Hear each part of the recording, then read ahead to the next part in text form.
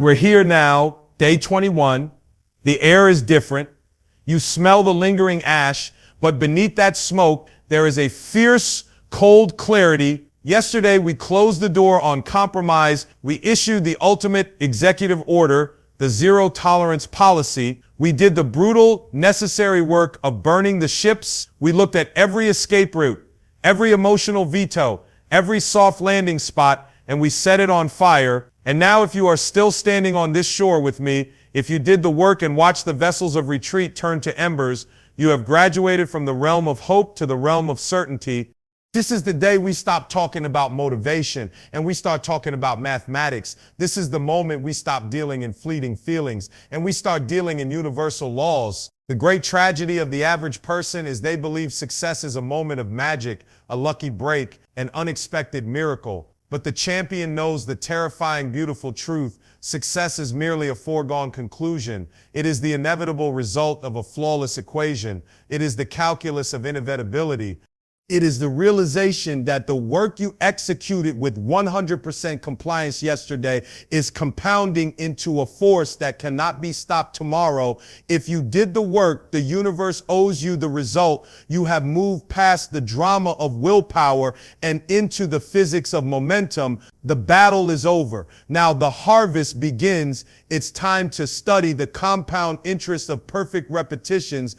The amateur is obsessed with the goal. The champion is obsessed with the equation of the input. Your destiny is no longer an aspiration. It is a calculation. And the input for that calculation is the perfect repetition. Listen to me closely. A perfect repetition is any daily task, a block of deep work, an hour of study, a client call, a gym set, executed with 100% adherence to the protocol.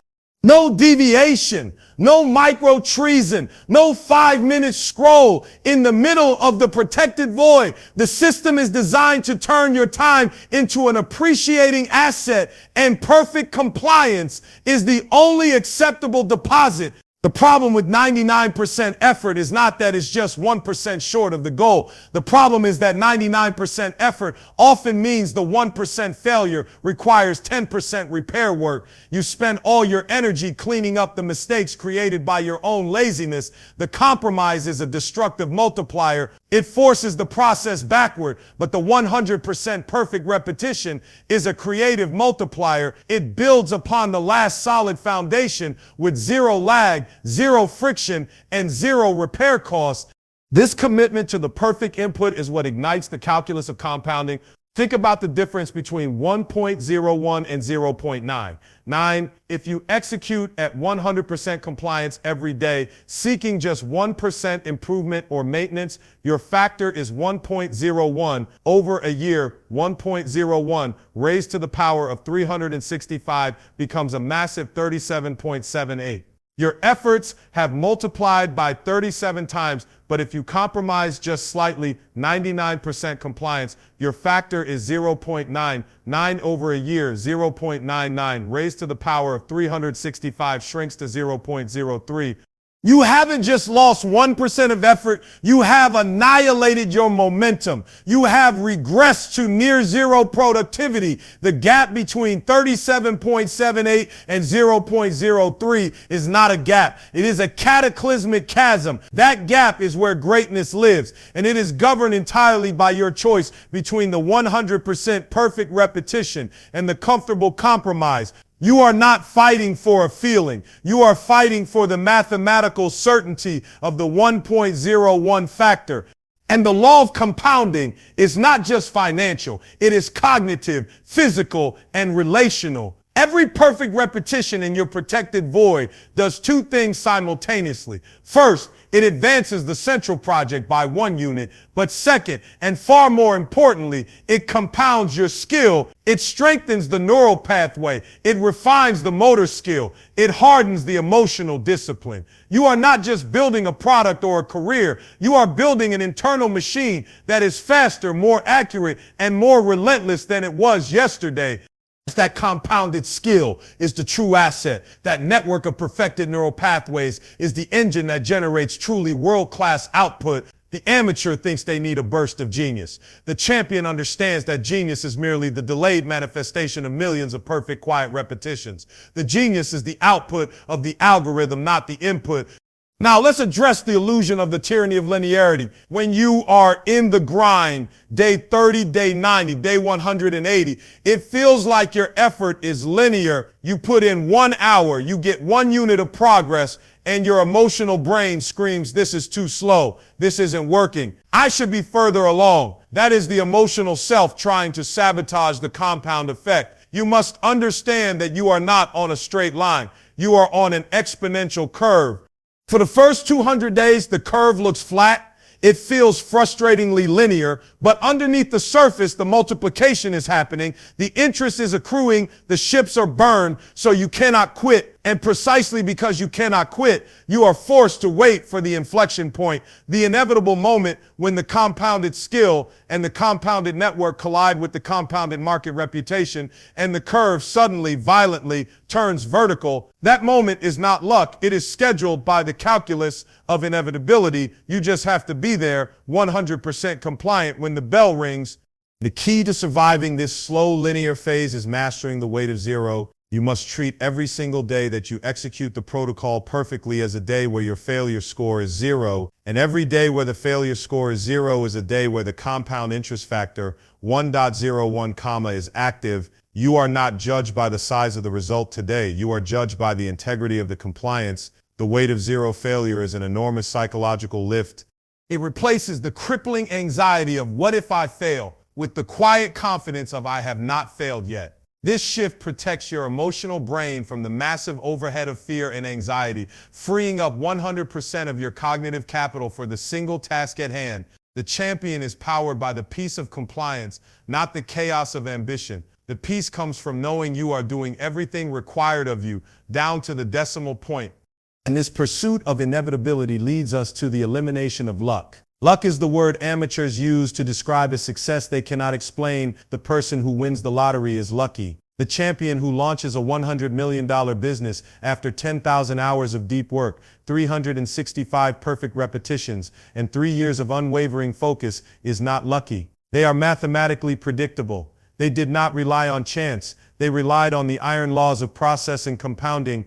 When you enforce the zero tolerance policy, you are removing the variable of chance from your equation. You are forcing the universe to pay you what you are owed, because the law of the harvest is absolute. You reap what you sow, and you reap exponentially more than you sow, provided the inputs are perfect and consistent. The goal is to make your success so logical, so process dependent, that the word luck cannot even be applied to the outcome. This focus on the input, on the perfect repetition, also forces you to master temporal compression. The human mind struggles with the vastness of a 5-year goal. It leads to anxiety and procrastination, but the champion, operating under the calculus of inevitability, compresses all energy and all focus into the single sacred minute that is currently running. What is the next word? What is the next line of code? What is the next breath? You are not trying to execute the entire protocol for the week. You are only fighting for the perfection of this current moment. And if you win the battle of this minute, the next minute becomes exponentially easier to win. The chain of perfect minutes becomes the perfect hour. The perfect hour becomes the perfect protected void. And the perfect void becomes the inevitable destiny. Procrastination is the brain trying to negotiate with the future. Temporal compression is the logical refusal to acknowledge anything but the now. The champion knows that true achievement is fundamentally boring. It is not exciting and dramatic every day. The 1.01 factor does not feel like a lightning bolt. It feels like the steady, relentless tick of the clock. It is the mundane repetition of the perfect standard. The reason most people fail when the compound curve is flat is because they crave drama. They crave the adrenaline spike. They confuse excitement with progress. But the calculus of inevitability is silent, cold, and utterly predictable. You must fall in love with the undramatic consistency of flawless input. You must make the boring, difficult, high-leverage work the most sacred ritual of your life. The champion understands that the quiet, perfect repetition is the sound of exponential power being generated beneath the surface. It is the sound of inevitable success being calculated. And this system demands that you constantly audit your system feedback loop. When the protocol demands 100% compliance, any deviation must be instantly recognized and surgically corrected. A mistake is not a failure. It is merely data. The system gives you feedback. Input X created output Y, which was an error. Your emotional brain wants to curse output Y. Your logical champion brain simply uses output Y to refine input X for the next repetition. The faster you can integrate the data and resume the perfect repetition, the faster your compounding accelerates. You are not allowed the luxury of 2 days of emotional recovery after a small setback. The zero tolerance policy demands that your time to correction approaches zero. You are a missile that instantly locks back onto the target after turbulence. The key to inevitability is not eliminating mistakes, but eliminating emotional latency. Now let's explore the final unbreakable layer of the system, the architecture of trust. What is anxiety? Anxiety is the internal friction created by the deep-seated corrosive doubt that you will not do what you said you would do. It is the lack of faith in your own word. But when the protocol's executed with 100% perfect repetitions, day after day, you are building an identity based on proof, not on hope. You are providing undeniable empirical evidence to your subconscious mind that you are a person of integrity, a person whose word is law. This is the internal calculus, the compounding of self-respect. Every single perfect repetition is a high-value deposit into your trust account. When that account reaches critical mass, the anxiety vanishes. It is replaced by a quiet, immovable peace that comes from the certainty of knowing that failure is not a possible outcome because compromise is no longer a possible action. You become your own fortress.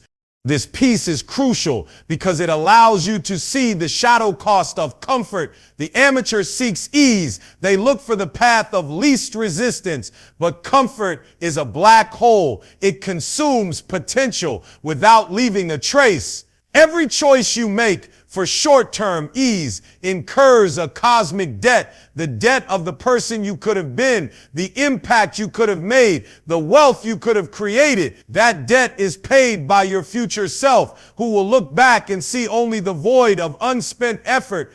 The zero tolerance policy is the refusal to incur this shadow debt. It is the relentless decision to choose the difficult, high-friction work in the present to guarantee the abundance and certainty of the future. The price of comfort is not small. It is the annihilation of your destiny, and the champion refuses to pay it. And finally, we transition from the personal conquest to the legacy equation. The ultimate reward of the calculus of inevitability is not the wealth or the title, but the realization that your system is self-transcendent. Your protocol, perfected through 100% compliance, is no longer just for you. It is now a proven, repeatable blueprint, a veto-proof algorithm that can be used by everyone you influence. You move from being a competitor to being a system architect. The focus shifts from what you will gain to the integrity of the structure you are leaving behind. You are now working for the legacy of the system itself. The final irreversible step is recognizing that your success is now an external mathematical force, a lighthouse built on the shore where your ships burned. The commitment becomes truly meaningful when you realize it is no longer about you. It is about the unbreakable proof you provide to the world. Now let's look at the disciples of doubt. As you ascend the exponential curve, those who chose the 0.99 path will inevitably try to pull you back. They cannot stand the light you are casting because that light illuminates their own lack of discipline. They will offer three poisons: criticism, comparison, and complacency. Criticism is just the noise of the 0.99 people trying to justify their own stagnation. You absorb it as data, not as judgment. Comparison is the thief of joy. You must refuse to engage in the linear short-term measurement of your progress against another's because your vector is exponential and theirs is meandering, and complacency, the whispers that say you've done enough, is the most dangerous poison of all. Complacency is the moment the 1.01 factor turns into 1.00, and 1.00 raised to the power of 365 is still just 1.00. It means no growth, no compounding. The system demands continuous fractional improvement. You are either ascending or descending. There is no status quo on the exponential curve. This leads to the principle of the friction-seeking identity. The amateur seeks the path of least resistance. The champion must actively seek out maximal friction. Why? Because the hardest work contains the highest leverage. The tasks that fill you with dread and demand 100% of your cognitive capital, those tasks are the reservoirs of exponential growth. When you execute the most difficult task first, you don't just complete the task, you generate an enormous amount of psychological momentum. You prove to your internal saboteur that you are willing to face the fire, and that demonstration of commitment repays itself tenfold in the smooth execution of the remaining protocol. The 1.01 factor is hidden inside the thing you are avoiding most. You must stop avoiding friction and start using it as the grinding stone that sharpens your resolve. Finally, internalize the concept of the system's humility. The protocol demands that you treat all success and all failure with the same non-emotional, data-driven response. When you achieve a massive breakthrough, you are not allowed a 3-day celebration. You are allowed a single moment of acknowledgement. And then the question is immediately posed, what is the next perfect repetition? Because the true champion knows that the only thing that sustains success is the relentless, humble return to the process. Ego is the enemy of the process. Ego wants to celebrate the finish line. The system demands a continuous start line. Humility is the commitment to the unsexy, repeatable execution that got you here in the first place. Never let the result of the past justify a compromise in the present. The only thing that matters is the integrity of the current input. The system is airtight. The identity is forged. The ships are ashes. The momentum is unavoidable. You have created a future that is not merely possible, but logically certain. The emotional brain has been stripped of its power, and the protocol reigns supreme. There is no ambiguity left in the universe for you. The only remaining task is the next perfect repetition. Your future self has decreed it. Your current self must comply. Now look at the task, the highest leverage task that needs to be executed in this very moment, the one that requires the perfect input. The system demands it. Execute the protocol. Do it now. Let's go.